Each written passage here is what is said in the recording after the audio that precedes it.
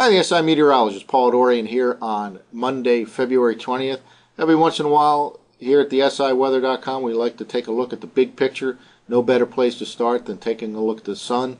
The last time we talked about the sun it was with respect to a strong solar storm that occurred about 3 weeks ago, latter part of January. That was one of the strongest solar storms in years. Not too surprising given that we are ramping up here in solar cycle 24, probably reaching a peak somewhere around the middle part of 2013. However, the last several days and the last few weeks has been rather quiet on the sun, and there's some interesting research going on, interesting theories and predictions about not only the remainder of this solar cycle, but the next one, solar cycle 25, that we'll talk about over the next few minutes. This is the very latest look at the sun, and here are a few sunspots here, certainly seen right here. It's not quite as active, not as many sunspots as we saw in the latter part of January. And again, it's not too surprising. There are some fluctuations. Even if the overall trend is up, there can be some downturn periods and some quiet periods in that overall upward trend. And we're actually experiencing kind of a downturn over the last week or two on our upward trend towards the middle part of 2013. Well, let's take a look at exactly where we stand here with respect to solar cycle 24.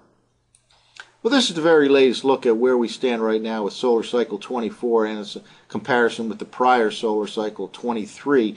Here we are right now. Here the sunspot numbers have dropped off from about a month ago. We're standing right around here. And the general prediction for solar cycle 24 is for a peak somewhere in the middle part of 2013, right in this region right here, and then it'll slowly ramp its way down. Now, there are some studies going on, for example, at the National Solar Observatory, that predict that this particular solar cycle will, in fact, turn out to be rather weak. Look at the comparison here now with solar cycle 23, and it may be extended out somewhat into the early part of the 20s, the decade of the 2020s. There's a couple things that are of note here. First of all, the longer a solar cycle lasts sometimes has been correlated to colder global temperatures, and the weaker a solar cycle is sometimes has been correlated to colder global temperatures. So right now there are some predictions that predict not only a weak solar cycle 24 here, especially compared to 23, but perhaps a weak or even non-existent solar cycle 25. And that'll be something we'll have to monitor, of course, over the long term, over the next 5, 10, 15, 20 years or so. Here's a slightly longer view of the monthly average sunspot numbers, and here we can definitely see that trend. Here we are right now, solar cycle 24 right here. It looks like it'll start peaking, or maybe peaking around 2013 and then work its way down here. Now notice the trend for the last couple of solar cycles here is definitely downward. This is solar cycle 23, and around 1990 or so, solar cycle 22 peaked here. So again, there are some predictions out there for a weak solar cycle 24, and then perhaps even a very weak solar cycle 25. And again, some theories are that this has a correlation to colder global temperatures, so we'll obviously monitor the studies that are going on with some solar scientists, for example, at places like the National Solar Observatory. Well, have there been periods without active sunspot cycles going on for decades? Yes.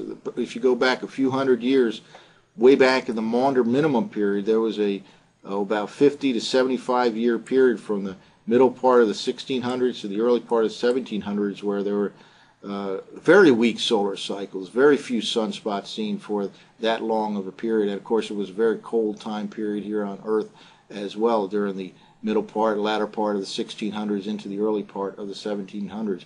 Nobody's going out and predicting something like that right now, but there are some scientists out there in predicting a weak solar cycle 24, possibly followed by an even weaker solar cycle 25. And that doesn't mean there won't be any strong solar storms. We, of course, had a very strong solar storm just 3 or 4 weeks ago. It probably means they'll be less frequent, however.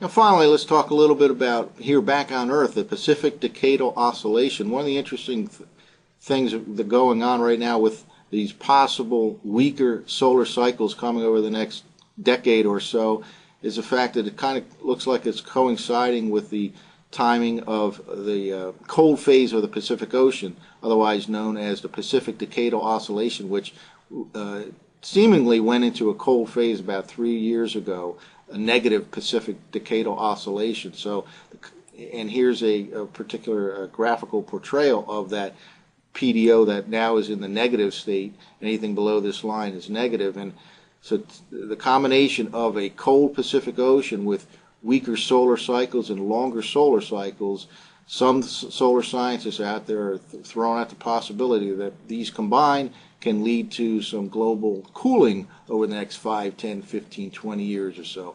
Obviously, we'll continue to monitor the situation on the Sun and the Pacific Ocean and any research going on in this field. For the SIweather.com, I'm meteorologist Paul Dorian.